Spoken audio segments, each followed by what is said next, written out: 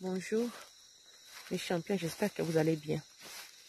J'allais juste vous montrer la différence quand on dit des sushis forêt, kolima, de balobaka na Swahili, omoni awa, mibali 4, basali awa, bazo continuer boye. Souvent vraiment ezalaka musala mibali. Pasi po mwasi asala, meza pe na basi mususu.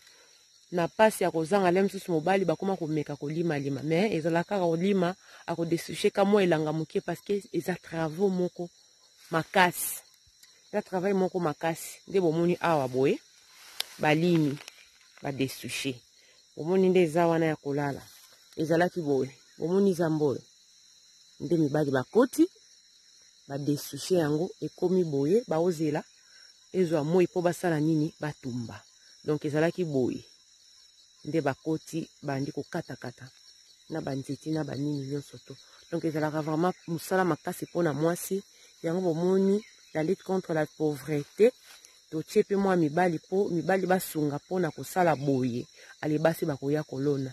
L'idée derrière cet groupe la lutte contre la pauvreté ezaki ba oyo baza ba femme seule ba na ko profiter na force ya mibali et puis mibali o bazangi basi ya kolonelaka bango ba profiter na basi donc c'est un peu ça pour na équilibre ezala donc bomoni eza musala esika ba desushi esika ba limi esika ba coupe te esika machette eleki kuna na zamba kuna bozomona wana ba nano bakomi kuna te nde yango bomona différence wana nyonso tu baosani bakokitisa yango comme eza dernier jour tozobima tokende Kisangani mpona kozwa vol le lundi pour Kinshasa yango nabiki te natalisa bino différence quand on dit desuche kolima musala oyo yango oyo mingi ezalaka nde mibali basalaka yango po ezalaka misala ya makasi toza toujours na kati ya concession na biso donc ça c'est la richesse du Congo donc on m'a pas permis j'allais vous montrer ma plantation et tout mais voilà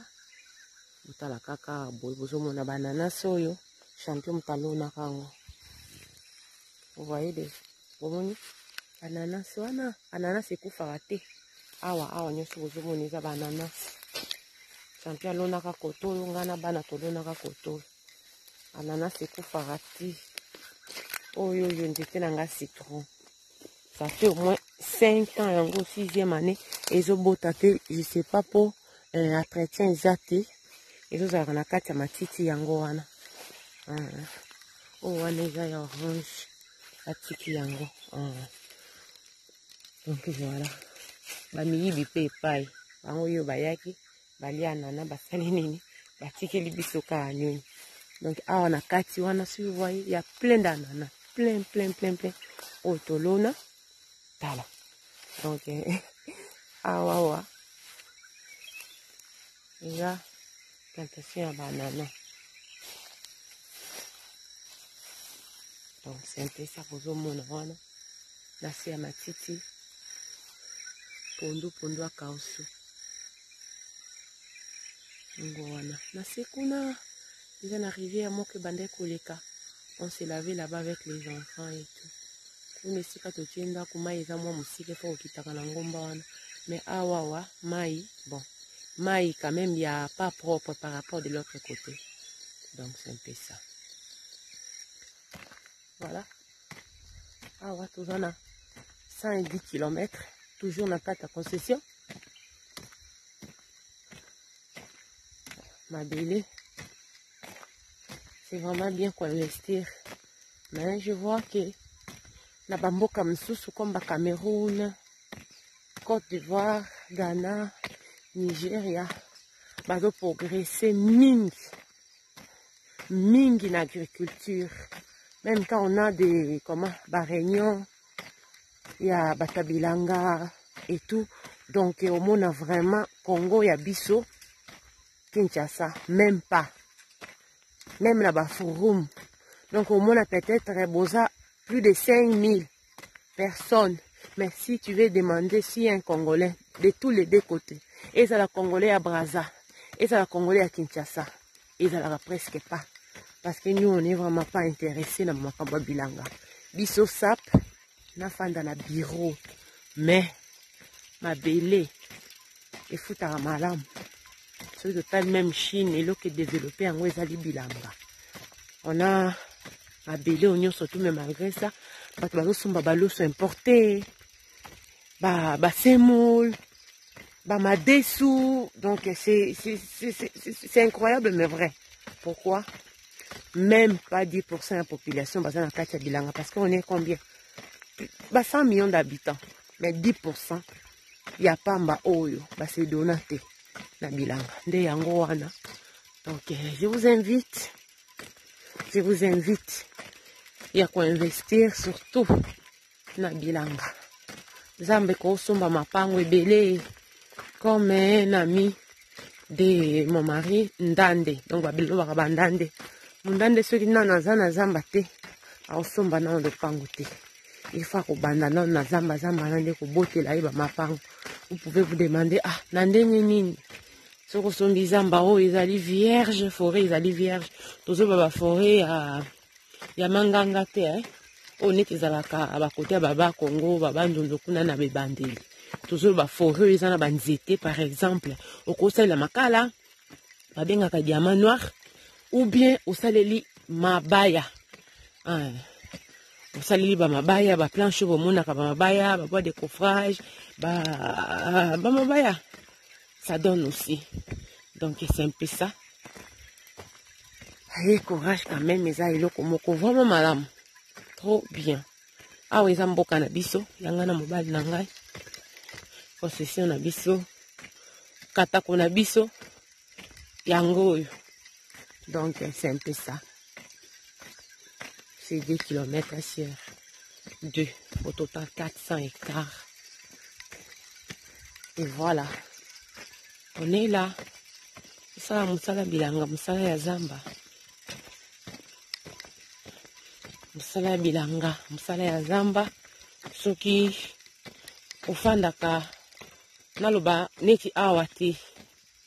Tu peux pas te donner na ba culture, il y a 3 mois, neti loso, neti masango, parce que tant aux alaté, et aux pas c'est pour gagner mbongo yo chaki na mabele.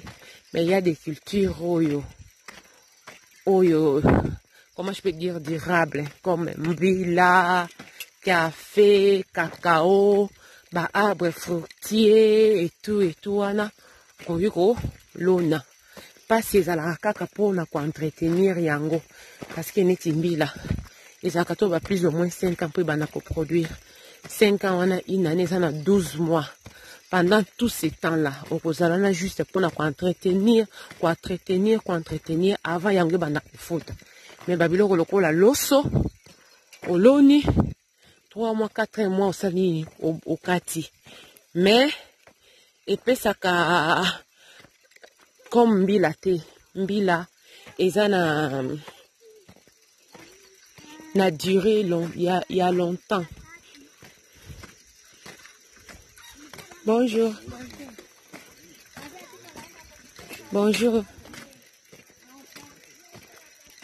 Mbila eza na duré longtemps par rapport à l'os. Pas ces ala kaka ceux qui bandi ko ceux qui en ont qui ce qui bandi ko pesa awa esili. Donc chaque 2 semaines nous avons au moins na ba fille il y a mbila na ba fille wana ko sala ba savon na mafuta mbilo ko sala ba savon banu mafuta ya ndika ko sala on peut ba savon. Donc il y a plein de choses à faire. Café pe ceux qui déjà teli makasi na okara ya kobukaka. Donc c'est dur. Na ba culture on a entendu les bino ba combo mais quand ça commence à donner wane komi kaka sai. Voilà, tout ça toujours dans la concession. Il y a champion de vainqueur. Il y a papa Serge et maman Anna. Donc tout ça toujours dans la concession. Juste là Nanzela. Ils ont rappelé très important tant que vous voyez ici il y a la bilanga pour transporter banako compliqué yo teke mutuke kota kalem suna kati ubente batu babimisaka babiloko non pour tala de sorte que mutuke telemi na balabala ou bien te nzela eza na possibilité ya kokotisa mutuka pona kende kozwa babiloko. Voilà, bandeko na ngai. Toujours du Makisangani aujourd'hui. La charge qui téléphone. Écoute, qui vraiment malade. Na évité. On a dit. Android et tout. Ici, ma casse vraiment. Donc, toujours à la presque pas la charge. Au côté, un gros mot immobile. Mais au moins, on écoute à quelques pourcentages. Donc, ça consomme vraiment, ça bouffe l'énergie. Le téléphone. Kalingi bina trop. Tokutani Makisangani.